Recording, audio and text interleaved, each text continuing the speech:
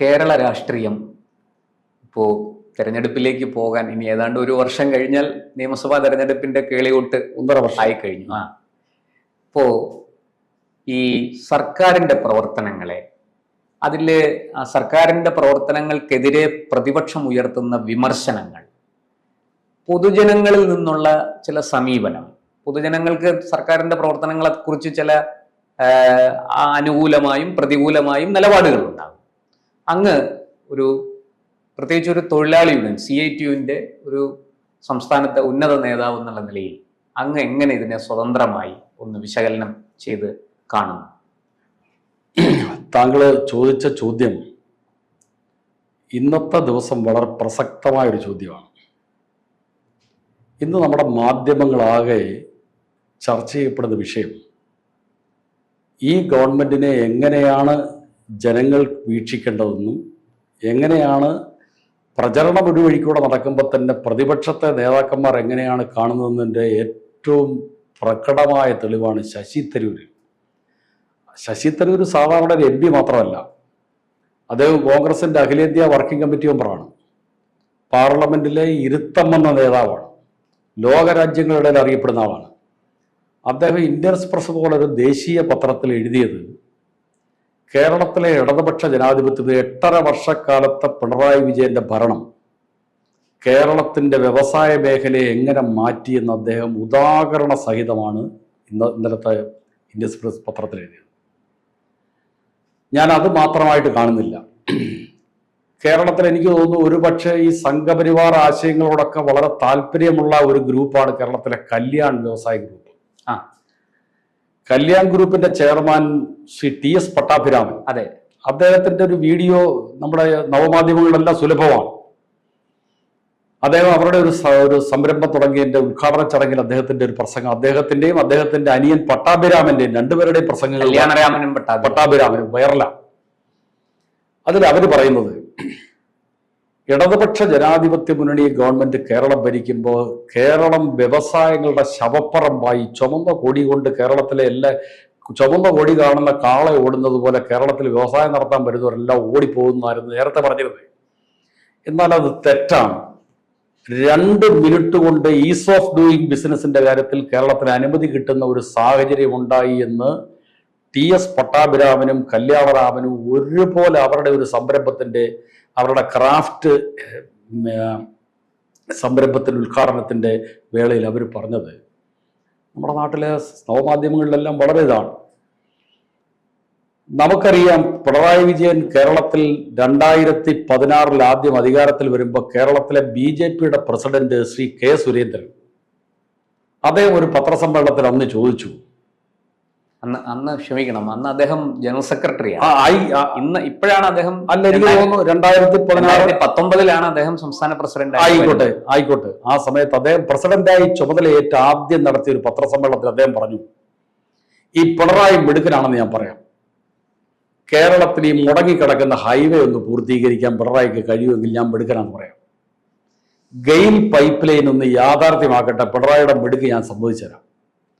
കൂടംകുളം വൈദ്യുതി ലൈനൊന്ന് യാഥാർത്ഥ്യമാക്കട്ടെ, ഞാൻ പിണറായിയുടെ മിടുക്ക് ഞാൻ അംഗീകരിക്കാം എന്ന് പരസ്യമായി വെല്ലുവിളിച്ച ആളാണ് സുരേന്ദ്രൻ. ഇപ്പം എന്താണ് നമ്മുടെ കേരളത്തിൽ കാണാൻ കഴിയുന്നത്? കാസർഗോഡ് മുതൽ അത് തൃശ്ശൂർ വഴിയും ഗുരുവായൂർ വഴിയും ആ ഹൈവേ ഒക്കെ, ഞാൻ ഈ അടുത്ത സമയത്ത് കോഴിക്കോടൊരു ചടങ്ങിന് പോയിട്ട് തിരികെ ഞങ്ങൾ കാറിലാണ് വരുന്നത്. അമ്പരപ്പിക്കുന്ന മാറ്റം. കേരളത്തിന്റെ ഹൈവേ ഇങ്ങനെ മാറി പോകും. എന്തായിരുന്നു UDF ഗവൺമെന്റിന്റെ കാലത്ത്, ഉമ്മൻചാണ്ടിയുടെ കാലത്തെ ഈ ഹൈവേയുടെ സ്ഥിതി? 60 മീറ്റർ വേണമെന്ന് ദേശീയപാത അതോറിറ്റി കേരളം, ഇപ്പൊ കേന്ദ്രം നമ്മുടെ 6000 കോടി രൂപ വസ്തുവിന്റെ പൈസ വാങ്ങിച്ചു എന്ന് പറയുന്നതിനകത്ത് കേന്ദ്രം പറയുന്ന ന്യായം എന്താ? നിങ്ങൾക്ക് ഞങ്ങൾ 10-25 വർഷം മുമ്പ് അനുവദിച്ച തുകയാണിത്. ആ തുക നിങ്ങൾ അന്ന് സമയത്ത് ഇത് നടപ്പാക്കാത്തത് കൊണ്ട് അതിന്റെ ഈ കൂടിയ തുക ഞങ്ങൾക്ക് താങ്ങാൻ കഴിയില്ല. അവരുടെ ഒരു ന്യായം അവർ പറയുന്നു. എന്താ കാര്യം വന്നത്? ഉമ്മൻചാണ്ടി ഗവൺമെന്റ് കാലത്ത് വസ്തു ഏറ്റെടുക്കുന്നതിന് സമയത്ത് നമ്മളിൽ എല്ലാവർക്കും അറിയാം, ഈ ജമാഅത്തെ ഇസ്ലാമിയുടെ രാഷ്ട്രീയ പാർട്ടിയായ വെൽഫെയർ പാർട്ടിയുടെയും അതേപോലെ തന്നെ PFIയുടെ പോപ്പുലർ ഫ്രണ്ട് ഓഫ് ഇന്ത്യയുടെ രാഷ്ട്രീയ രൂപമായ SDPIയും കേരളത്തിലെ മുസ്ലിം ഭൂരിപക്ഷ മേഖലകളിലെല്ലാം വന്നിട്ട് ഈ കുഴിയെടുക്കുന്നിടത്ത്, ഈ റോഡ് പണിയുന്നിടത്തെല്ലാം വന്ന് സമരം ചെയ്ത് തടസ്സപ്പെടുത്തി.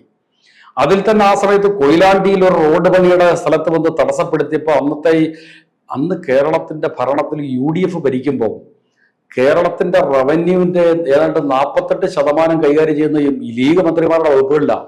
പൊതുമരാമത്ത്, തദ്ദേശ സ്വയംഭരണം, വ്യവസായം, വിദ്യാഭ്യാസം. കേരളത്തിന്റെ റവന്യൂവിന്റെ നല്ല ശതമാനം അവരുടെ കയ്യിലിരിക്കല്ലേ.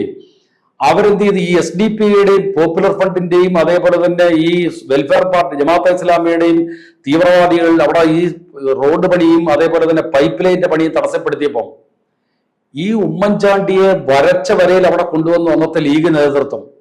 എന്നിട്ട് പറഞ്ഞ് ഇവരോട് ചർച്ച ചെയ്യണം. ഉമ്മൻചാണ്ടി വന്നെന്താ പറഞ്ഞത്? 60 മീറ്റർ എന്നുള്ളത് ഞങ്ങൾ 30 മീറ്ററായി ചുരുക്കി പണിയാൻ പോകുന്നു പറഞ്ഞു. നാഷണൽ ഹൈവേ അതോറിറ്റി പറഞ്ഞ എന്താ, 60 മീറ്റർ പണിയാനാണ് ഞങ്ങൾ നിങ്ങൾക്ക് അംഗീകാരം തന്നത്, അത് പണിയാൻ പറ്റത്തില്ലേ, വേണ്ട എന്ന് അവർ പറഞ്ഞു. തടസ്സപ്പെട്ടില്ലേ അത്? അവസാനം ഉമ്മൻചാണ്ടി വീണ്ടും അവരോട് തർക്കമുണ്ടായി. ആ തർക്കത്തിൽ ആ റോഡ് പണി ആയിട്ട് ഉപേക്ഷിച്ചു. ഗെയിൽ പൈപ്പ് ലൈൻ ഇതിനകത്തൂടെ ഭൂതം വരുന്നതെന്ന് പറഞ്ഞ ആളുകളെ പേടിപ്പിച്ചു. ഈ തീവ്രവാദി സംഘടനകളാണ് ഇതിനെല്ലാവർക്കും തടസ്സപ്പെടുത്തിയത്. അവസാനം പിണറായി വിജയൻ 2016 അധികാരത്തിൽ വന്നപ്പോൾ ഭൂമി ഏറ്റെടുക്കൽ വേഗത്തിലാക്കിയെന്ന് മാത്രമല്ല, ഈ ആളുകൾ ഈ കൊടുക്കാൻ മടിച്ചിരുന്ന ആളുകൾ എങ്ങനെയാണ് കൊടുത്തത്? മെച്ചപ്പെട്ട വില ഭൂമിക്കും അതേപോലെ തന്നെ ജീവിത സൗകര്യങ്ങൾ നഷ്ടപ്പെടുന്നവർക്കും മെച്ചപ്പെട്ട വില കൊടുക്കാൻ തീരുമാനിച്ചു. പ്രതീക്ഷിച്ചതിനെക്കാട്ടിൽ ഇരട്ടിയിലേറെ തുക കാശ് കൈ കിട്ടിയപ്പോൾ ആളുകൾ ഞങ്ങളുടെ കൂടെ എടുത്തു എന്ന് പറഞ്ഞ് അങ്ങോട്ട് ചെല്ലുന്ന സമീപനം ഉണ്ടായി. എന്നിട്ട് അതിനുശേഷം ഉണ്ടായ തൊഴിൽ തർക്കങ്ങൾ, എല്ലാ പ്രശ്നങ്ങളും പരിഹരിച്ച ആ ഗവൺമെന്റ് നിശ്ചയദാർഢ്യത്തോടെ ഒരു ഗവൺമെന്റ് നിന്നതിന്റെ ഫലമല്ല ഇന്ന് നിതിൻ ഗഡ്കരി എന്ന് പറഞ്ഞ BJP-യുടെ കേന്ദ്ര ഉപരിതല ഗതാഗത മന്ത്രി, അദ്ദേഹം ഇന്ത്യൻ പാർലമെന്റിൽ പറഞ്ഞു, പിണറായി വിജയൻ എന്നൊരു നേതാവ് കേരളത്തെ നയിക്കാനില്ലായിരുന്നെങ്കിൽ കേരളത്തിലെ ഹൈവേ യാഥാർത്ഥ്യമാകത്തില്ലായിരുന്നു. ഇതിനപ്പുറത്ത് എന്ത് സാക്ഷ്യപത്രം വേണ്ടത്? തീർച്ചയായിട്ടും അങ്ങ് പറഞ്ഞതിനോട് ഞാനും യോജിക്കുന്നു. പക്ഷേ ഉമ്മൻചാണ്ടി ഭരിക്കുന്ന കാലത്ത് മറ്റൊരു സംഭവം കൂടെ ഉണ്ടായി. അന്ന് പ്രതിപക്ഷവും അതിനെ എതിർത്തുകൊണ്ട് രംഗത്ത് വന്നു. ഈ 60 മീറ്റർ വീതി പറ്റില്ല. ശക്തമായിട്ട് അന്ന് പ്രതിപക്ഷത്തുണ്ടായിരുന്ന VS അച്യുതാനന്ദൻ ഉൾപ്പെടെ, അദ്ദേഹം മുഖ്യമന്ത്രിയായിരുന്നല്ലോ, ഉൾപ്പെടെ അന്ന് വളരെ ശക്തമായ പ്രതിഷേധവുമായിട്ട് രംഗത്ത് വന്നു. പക്ഷേ അന്ന് ഉമ്മൻചാണ്ടിക്ക് മറ്റ് നിർവാഹമില്ലാതെ അതിന് വഴങ്ങേണ്ടി വന്നു. പക്ഷെ 2016 അങ്ങ് പറഞ്ഞതുപോലെ ഈ അന്ന് പ്രതിപക്ഷത്തിരുന്ന് എതിർത്ത പാർട്ടി അധികാരത്തിൽ വന്നപ്പോൾ അവർ വളരെ നയപരമായിട്ട് അങ്ങിപ്പോ പറഞ്ഞതുപോലെ ഈ റോഡ്, ദേശീയപാത ഈ വീതിയിൽ പണിതെടുക്കാൻ അവർക്ക് സാധിച്ചു. അതല്ലേ സത്യം? അത് ഇദ്ദേഹത്തിന്റെ ചെറിയ തെറ്റിദ്ധാരണയിലാണ്. അന്ന് എന്താ CPM ഉൾപ്പെടെ ഇടതുപക്ഷ മുന്നണി പറഞ്ഞത്? പിണറായി വിജയൻ അന്ന് CPM-ന്റെ സംസ്ഥാന സെക്രട്ടറി. അദ്ദേഹം അന്ന് സർവകക്ഷി യോഗത്തിൽ അദ്ദേഹം വന്നിട്ട് പറഞ്ഞത്, ഞങ്ങൾ ഈ 60 മീറ്റർ എന്ന നിർദ്ദേശത്തെ CPM അംഗീകരിക്കുന്നു, LDF അംഗീകരിക്കുന്നു. പക്ഷേ ആളുകൾക്ക് മെച്ചപ്പെട്ട ജീവിതോപാധിയും വസ്തുവും ഉൾപ്പെടെ നഷ്ടപ്പെടുന്നവർക്ക് മെച്ചപ്പെട്ട പാക്കേജ് കൊടുക്കണം.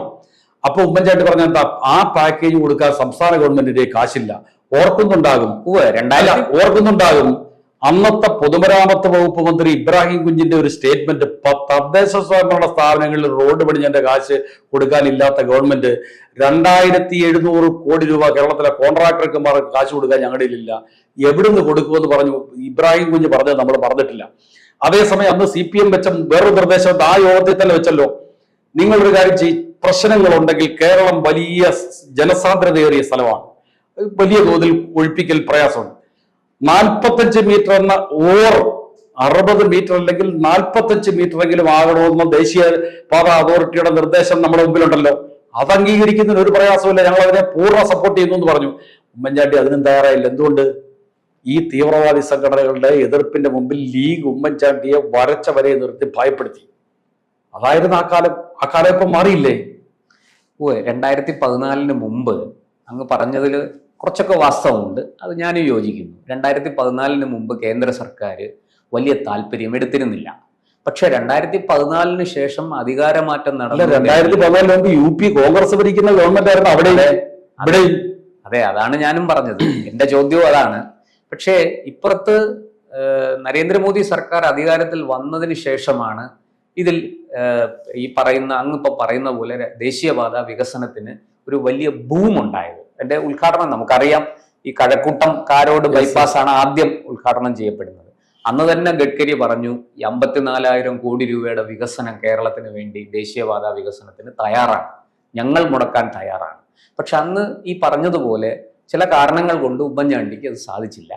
അത് വലിയ തോതിൽ അന്ന് പ്രതിപക്ഷത്തിരുന്ന പാർട്ടി പിന്നീട് അധികാരത്തിൽ വന്നപ്പോൾ അവർ അവരുടെ എല്ലാ ശക്തിയും ഉപയോഗിച്ച് അതിനെ തങ്ങളുടെ അല്ല, നമ്മൾ ഒരു കാര്യം കൂടി അറിയണം. ആ. ഇന്ത്യ രാജ്യത്ത് ദേശീയപാതയ്ക്ക് വേണ്ടി പണം മുടക്കേണ്ടി വന്ന ഈ രാജ്യത്തിലെ ഏക സംസ്ഥാനം കേരളമാണ്. നമ്മുടെ നികുതിപ്പണമാണ് അവിടെ നിന്ന് ഇങ്ങോട്ട് തരുന്നത്. ആ നികുതിപ്പണം മുടക്കി പണിയേണ്ട ഇന്ത്യയിലെ ദേശീയപാതയിൽ കേരളം മാത്രമാണ്, കേരളത്തോടെ മാത്രമാണ് കേന്ദ്രം ദ്രോഹം ചെയ്തതെന്ന യാഥാർത്ഥ്യം കൂടി മറക്കാതിരിക്കണം. അല്ല, ഇതിനകത്ത് ഇരിക്കട്ടെ, നമുക്ക് ഒരുപാട് വിശദമായിട്ട് ആഴങ്ങളിലേക്ക് പോകാനുള്ള സമയപരിധിയുണ്ട്. പക്ഷെ എങ്കിലും അങ്ങ് പറഞ്ഞതുപോലെ ഈ 2014 ശേഷം ഉണ്ടായ മാറ്റമല്ലേ വാസ്തവത്തിൽ അത്, അതിനോടൊപ്പം സംസ്ഥാന സർക്കാരും ഒപ്പം നിന്നു. അല്ല, സംസ്ഥാന ഗവൺമെന്റിന് ഒരു വിൽ പവർ ഇല്ല. നിതിൻ ഗഡ്കരി എന്താ പറഞ്ഞത്? പിണറായി വിജയൻ എന്നൊരു ലീഡർ ഇല്ലായിരുന്നെങ്കിൽ ഈ പാത യാഥാർത്ഥ്യമാകില്ല എന്ന് പാർലമെന്റിൽ അദ്ദേഹം പറഞ്ഞല്ലേ. കേരളത്തിന്റെ ഭൂമി ഏറ്റെടുത്ത് കൊടുക്കണ്ടേ? അതല്ലേ അവർ, ഞാൻ ചോദിച്ചത്, ഭൂമി ഏറ്റെടുത്ത് കൊടുക്കാൻ സംസ്ഥാന ഗവൺമെന്റാണ് കിഫ്ബിയിൽ നിന്ന് പൈസ 6000 കോടി കൊടുത്തത്. ഇന്ത്യയിലെ വേറെ സംസ്ഥാനത്തും പാത ഏറ്റെടുക്കലിന് സംസ്ഥാന ഗവൺമെന്റ് ഒരു പൈസ ചെലവഴിക്കുന്നില്ല. ചെലവഴിക്കാൻ കേന്ദ്രം നിർബന്ധിച്ചില്ല. കേരളത്തോട് അക്കാര്യത്തിലും കാണിച്ചു. ഇന്ന് തന്നെ വയനാട് പാക്കേജ് പ്രഖ്യാപിച്ചിട്ടില്ലേ? കേരളത്തിന് മാത്രം സഹായമില്ല, ബാക്കി എല്ലാവർക്കും സഹായം കൊടുത്തു. കേരളത്തിന് കിട്ടിയ സഹായം എങ്ങനെയാ? വായ്പ. 50 വർഷത്തെ വായ്പ എന്ന് പറഞ്ഞാൽ കേരളത്തിന്റെ വായ്പ പരിധിയിൽ ഉൾപ്പെടുത്തിയിട്ട് തന്നിരിക്കുന്നു. വേറെ വായ്പ എടുക്കാൻ കഴിയത്തില്ല ഇത് വന്നപ്പോ. അങ്ങനെ വലിയ പ്രയാസപ്പെടുത്തുന്നുമുണ്ട്, യാഥാർത്ഥ്യമുണ്ട്.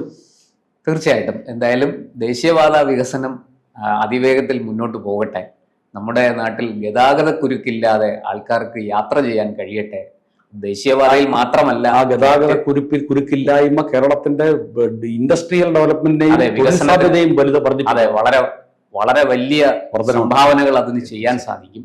അതുകൊണ്ട് മറ്റു പാതകളിലും അത്തരത്തിലുള്ള ഒരു വികസന പ്രവർത്തനങ്ങൾ സാധ്യമാകട്ടെ എന്നാണ് ഈ അവസരത്തിൽ നമുക്കും പറയാനുള്ളത്. കേരളത്തിൽ കിഫ്ബി അതിന് വഴിയൊരുക്കിക്കൊണ്ടിരിക്കുകയാണ് വ്യാപകമായി. കൂടുതൽ വാർത്തകളും വിശേഷങ്ങളും നിങ്ങളിലേക്ക് എത്താൻ ABC മലയാളം സബ്സ്ക്രൈബ് ചെയ്യുക, ബെൽ ബട്ടണും അമർത്തുക.